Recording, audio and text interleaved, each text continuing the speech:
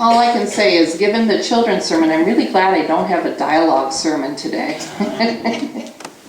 It's okay. I'm going to do a teaching sermon today. We're going to learn a little bit and spend a little time today looking at the background and details of Isaiah's prophecy about Jesus as Emmanuel, God with us. You know, in several of the Christmas carols in today's gospel, we hear Isaiah, what he foretold of a saving birth, a birth that changes everything. The birth of a baby named Jesus, which means God saves, and also known as Emmanuel, which means God is with us. Our first Bible reading that came from Isaiah 7 is the source of that quote in today's gospel reading. And Isaiah 7 was written in about the 8th century, and it's about 8th century before Christ, international politics. So you're thinking this is about 700, 800 years before Christ is even born. Ahaz is actually King Ahaz, and he's the king of Judah. Briefly, what's happening at the time is the kingdoms of Judah and Israel are divided. These two they used to be united as one kingdom, but it was divided shortly after Solomon's death. An alliance is formed between Israel, the northern kingdom, and another country, Aram, to attack Judah, the half of the kingdom in the south. So it's kind of like a civil war. Judah is where Jerusalem is. They do this because Judah refused to participate in the coalition that they had against another really big power at the time, Assyria, which wanted to control the region. Well, King Ahaz and the people of Judah then are caught in the middle, right? Between two enemies, or even two enemy spheres, if you can imagine, Israel and Aram and Assyria. And here's where the prophet Isaiah enters. Isaiah gives King Ahaz two prophecies, one that comes right before our reading today.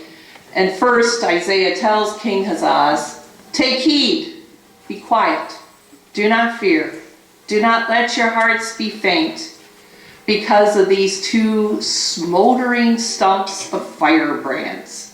That's a great phrase, isn't it? Two smoldering stumps of firebrands. And there Isaiah is referring to Israel and Aram, that coalition. He's basically saying these attacking kings are not legitimate threats, but rather just smoldering stumps, harmless.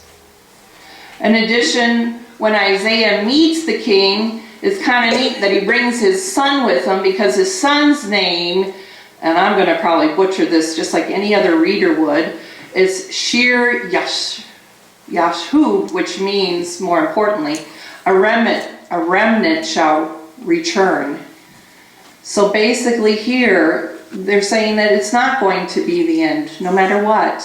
Isaiah's son is kind of like a sign to tell King Ahaz that while Judah may experience some suffering, God's going to remain faithful, and the people are going to remain. The second prophecy is what we heard today, that Isaiah tells King Ahaz. God offers yet another sign, this time one of Ahaz's own choosing. Remember what the passage said? Ask a sign of your Lord your God. Let it be as deep as Sheol or high as the heaven. Imagine if God gave you that opportunity. Maybe like me, you've often said, "Boy, God, I just wish you'd give me a sign." And here, Isaiah is telling Ahaz, King Ahaz, hey, you can ask a sign of God, whatever sign you want, to prove that God is with you, and God's going to give it to you. And so how does King Ahaz respond? Instead of taking that, he basically says no, and he refuses the opportunity.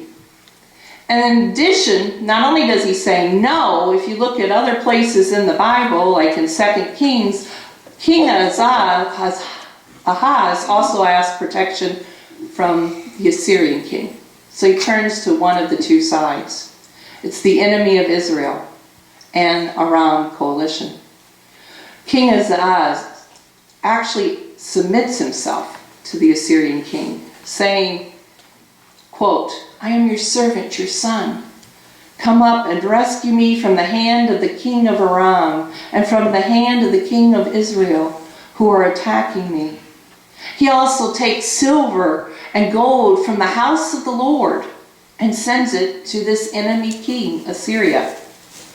So, if you look at it from Isaiah's perspective, God's perspective, Ahaz's decision to trust in the king of Assyria instead of God. So he's trusting in an enemy king instead of God. No wonder we heard today that this king Ahaz wearied God.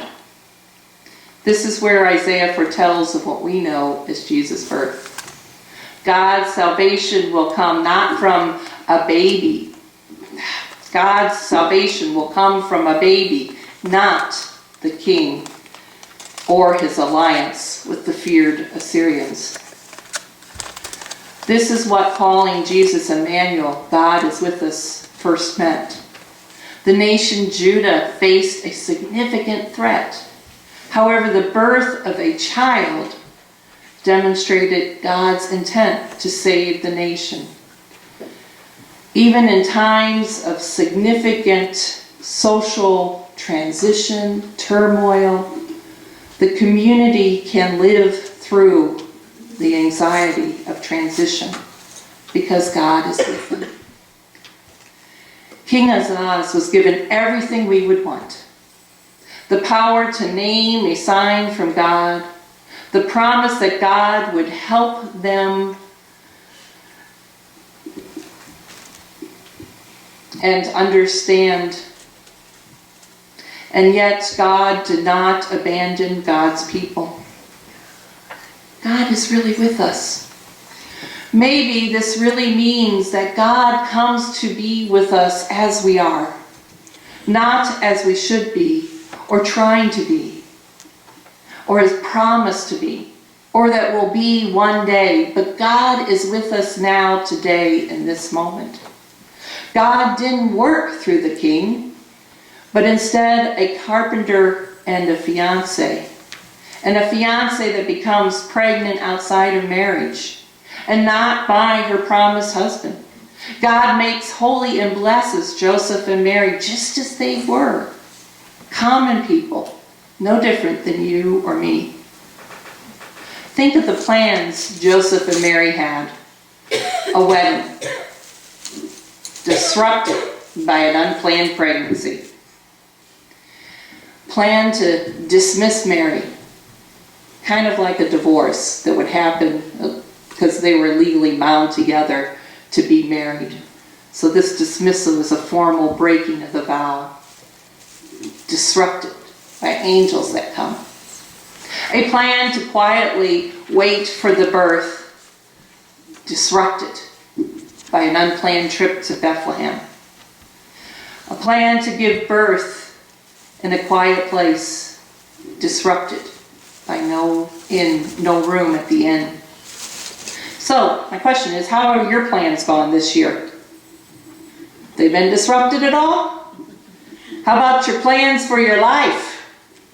Your plans for this Christmas?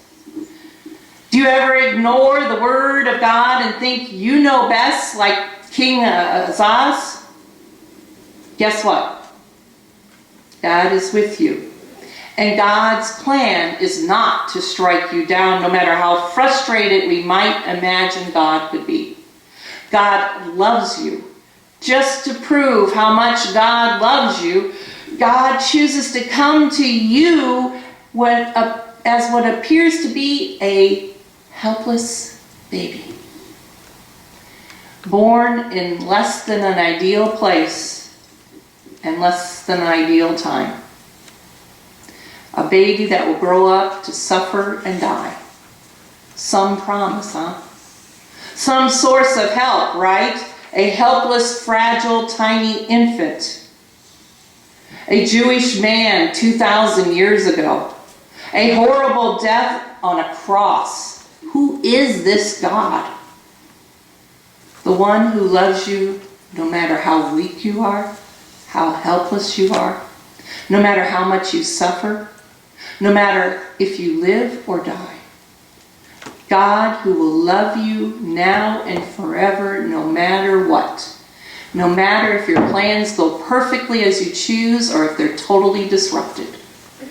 God who is always ready and able to give you new life, here and now, and a love that will never die.